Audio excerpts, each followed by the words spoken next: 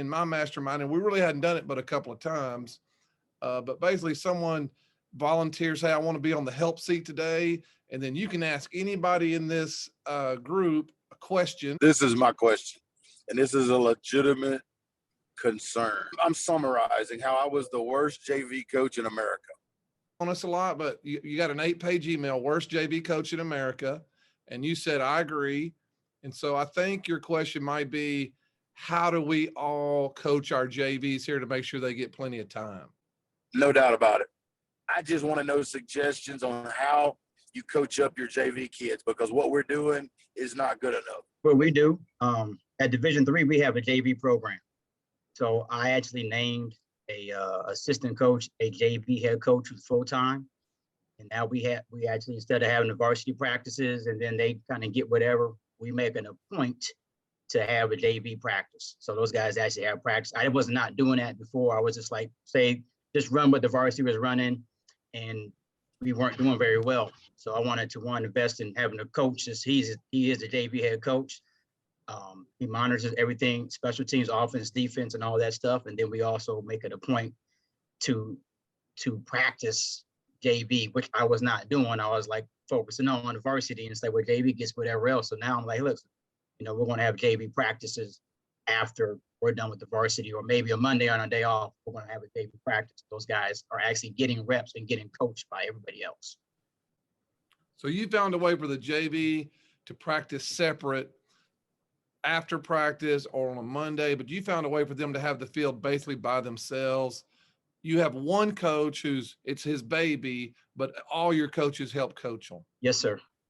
Yes. All right. So my question is this, like more specifically, like, are they in your 24-period practice, and they're staying later, or like when is their specialized? Yeah, no, they you could but they are in the 24-period practice. And this is not an everyday thing for us. So like we have some bye weeks too, but so we can put more emphasis on it, but they are in the 24 period practice. Say we had a 24-period practice, I would give those guys like a 12-period practice, or we would just go on a Monday. So it's not an everyday deal. So like they feel like they got to do so much more and more and more, but it is a time that it's offense, defense, and those guys get specific work. I can hear you, Jeff. John, do you have a split staff? Do you have guys do your guys coach both sides of the ball, or do they coach offense, defense? We're split. Have a split staff? Yes. Are you big enough to where you're big enough, aren't you, where you can put the offense on one end and defense on the other? In other yes. Words, okay. But the only reason I was asking was because, since if you're big enough that you can,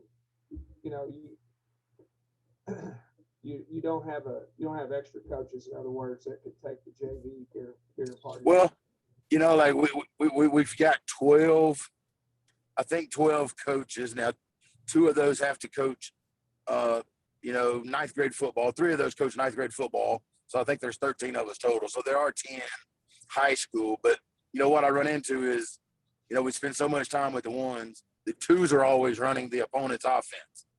Never are they getting time to do what we do. You know what I mean? And it's never been a priority until it was kind of brought to my attention. And I'm like, I agree. We need to find a way where we can practice those guys on what we do. 10 years ago, when I became a big school head, I'd been at small schools. So here's what we do, John, is, we've got 14 coaches, and we're coaching either offense or defense. And all our JV is with our varsity. Now we call them Alpha and Bravo. And I believe in the power of words. And I don't know if that makes them feel better or not, but Bravo to me sounds better than JV. So here's what our coaches are coaching Alpha and Bravo in individual, whatever. Bravo's going to be cannon fodder some. We just know that's the nature of the beast, but here's the magic, okay, that we do that I'm so proud I learned is when Alpha goes kicking game, Bravo is going to go do team. And so if I got 14 coaches, about 6 of my coaches are going to go kicking game, me included, and the other 8 are going to go with Bravo. And so they do get, now it's small time, don't get me wrong, but they're going to get we're going to do kicking game 3 different times in practice. And it's going to be a 8-minute period here and an 8-minute period here and an 8-minute period, you know, whatever. But they're getting 3 different times where they are by themselves and they're getting coached. Because you know what they're doing the other time, they're doing individual drills and their scout team, but they do get about 20 minutes a day where they're getting team and it is their show. And we also do 11 on 11, good on good, and we call it ball down. And we're going to go, let's say 5 minutes of alpha ball down. Well, then we're going to go 2 minutes of bravo ball down, and they might get 5 plays in, but it's really a time. Honestly, our alpha has just got a bunch of plays in. We're fixing to go Indy because it's the beginning of practice. And our Bravo is going to get those 5 plays and it gives our chance at kids to get a little bit of a break. But bottom line is our Bravo kids feel a little bit of love, alone time during our kicking game primarily. Well, I think that's a great idea because also, you know, something we harp on is, you know, little things over time turn into big things. Over time on kicking game than the average person, and we could easily do that. You know what I'm saying? No doubt about it. That's a great idea. Okay, guys, either you're a kicking game coach, and here's how I divide my coaches up. On Thursday, we do freshman and JV on Thursdays. Well, so my coaches are all coaching freshmen through varsity.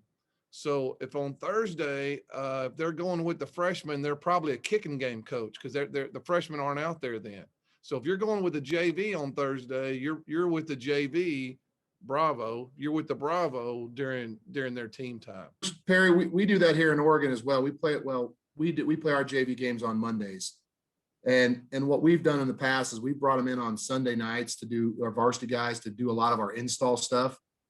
Sunday evenings after we do our coaches meetings and whatnot. We meet, then we go out on the field, do all of our install, all our corrections Sunday evening. And then our JV guys don't have anything on Mondays other than their game. We still practice like normal, but we mostly just focus on individual periods and things that are just first team guy stuff. I got one on that, Randy, on the JV. Yes, sir. All right. At the end of practice, we use the last 10 minutes for, JV scrimmage, basically. And so that's how we finish practice. And one thing I sort of got this from you. You know how you talk about you begin practice with the juice? We finish and we give our younger guys are on the sideline pulling for our younger guys on the sideline pulling for our older guys every Friday night. We try to flip that in practice, and we finish with the older guys just going nuts over the younger guys. And we say, look, this is your time to bring the juice. And also the thing that I can't remember if it's you or John talked about, the touching, how making interaction, high five and hugging those guys up when something good happens, and just, it's just great energy.